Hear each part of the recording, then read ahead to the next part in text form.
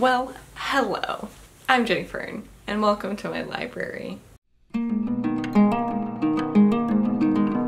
Today I have a fun video for y'all where we are going to look at some books that I just hauled from the thrift store yesterday. I was feeling really down yesterday, so I did that thing that sometimes people do, which is buy stuff to make themselves feel better. I got some shirts, so that's exciting. I got this one, which I quite like. With the clothes and the books, the total was $40. I got 4 pieces of clothing. Let's look at the books. These are only in order of like smallest to largest so that there can easily be a stack. I'm going to go through the book summary, plot summary, and then I'll talk about why I picked it up. So the first book I have is Alfred Hitchcock and the 3 Investigators in The Mystery of the Moaning Cave.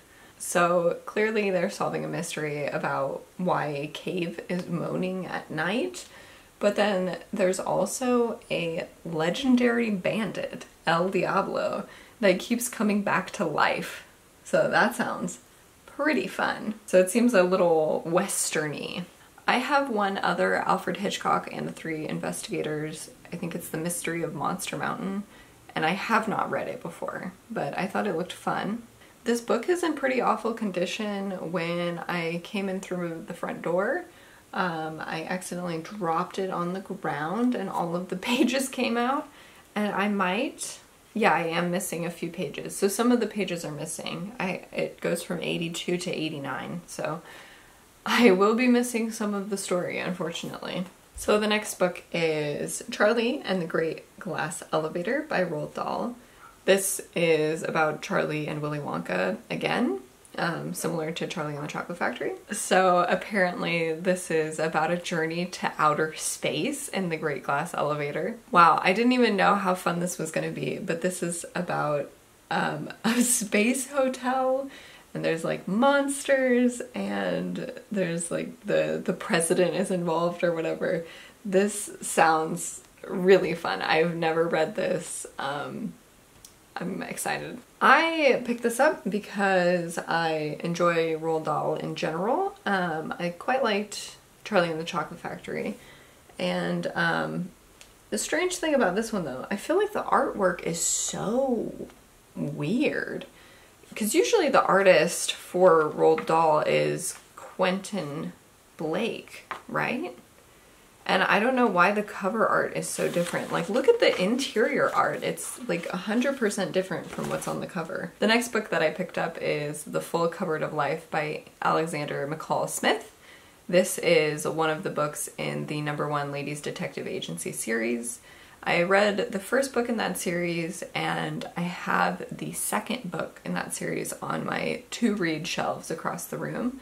So I thought I'd pick up this one, which I think is the 5th. I picked this up actually before I realized it was a part of this series, just because I thought the cover was so intriguing. This series follows a woman named Ramatsue, and she has a detective agency. So apparently in this book she will be investigating some suitors and their intentions, hired on by a wealthy lady.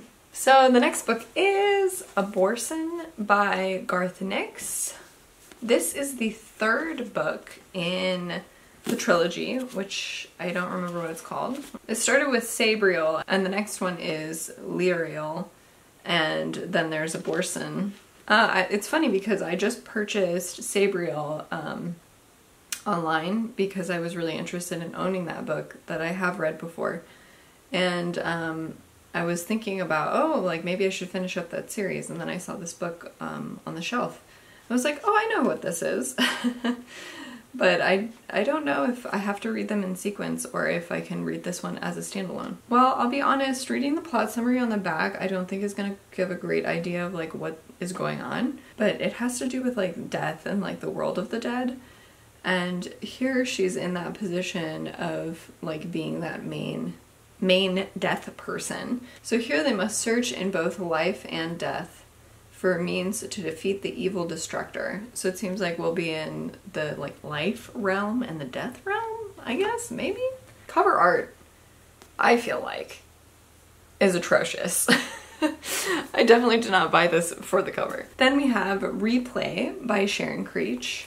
I couldn't tell at all what this was about from the book itself because there isn't a plot summary on the back, so I had to look it up. Experience the magic of music and the power of second chances as Leo, a young boy with an extraordinary gift, embarks on a journey to find his place in the world and uncover the secrets of his past.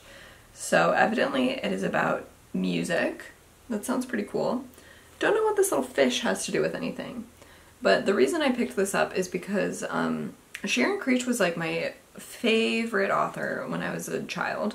And that was based on one book, and that was Chasing Redbird, which was my favorite book when I was a child. Since then I've read Walk Two Moons, and I also quite liked that. So I'm really hoping that I love this just based on the fact that I have loved Sharon Creech's writing in the past. So this is Wild Swan and Other Tales by Michael Cunningham.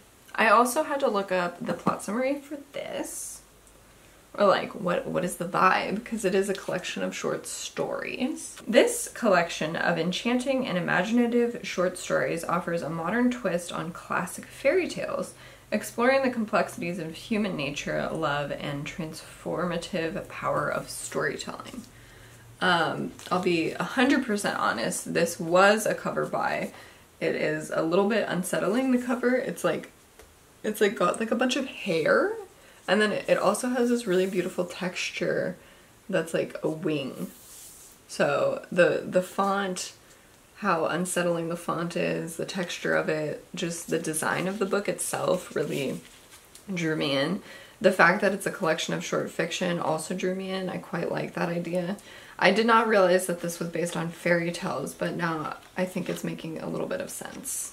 And the artwork on the inside is also just gorgeous. So, quite excited to own this. It looks beautiful. I was a little like 50-50 on whether or not I should pick it up, and then I just decided to pick it up. This is African Silences by Peter Matheson. Embark on a thought-provoking journey through Africa's vast landscapes and diverse wildlife as Peter Matheson reflects on his experiences and encounters the beauty and challenges of the continent. I find Africa interesting. I think I would like to do more exploration into reading books that are written by African folks that are set in Africa, but I thought I'd pick this up. The cover art is quite nice. And then the very last book that I have, I was also like really half and half of if I wanted to pick it up because I wasn't sure what kind of book it was. But then there's some stuff on the back that made me feel like I should pick it up. So anyway, this is The Inquisitor's Tale by Adam Gidwitz, and then the tagline is "Or the Three Magical Children and Their Holy Dog." Set in medieval France, this captivating and humorous tale follows a group of extraordinary children with miraculous powers as they embark on a quest to save holy texts and challenge the prejudice and persecution of their time. I thought it might have been like a Christian book, like meant for Christian children or something weird like that. But it seems like it'll actually be kind of a fun book that like explores religion and like historical context. There's also these really fun illustrations all over it. So those are the books that I had to share today. At the end of a lot of my videos, I like to do a very specific book recommendation. So today's prompt is a book to read when you're in the mood for a whimsical journey through magical realms.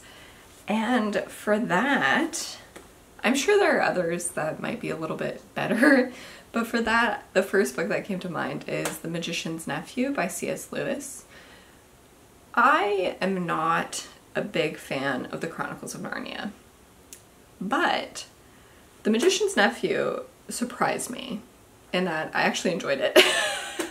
This is a portal fantasy where there's like this forest with all of these pools in it, and each pool like takes you to a different realm.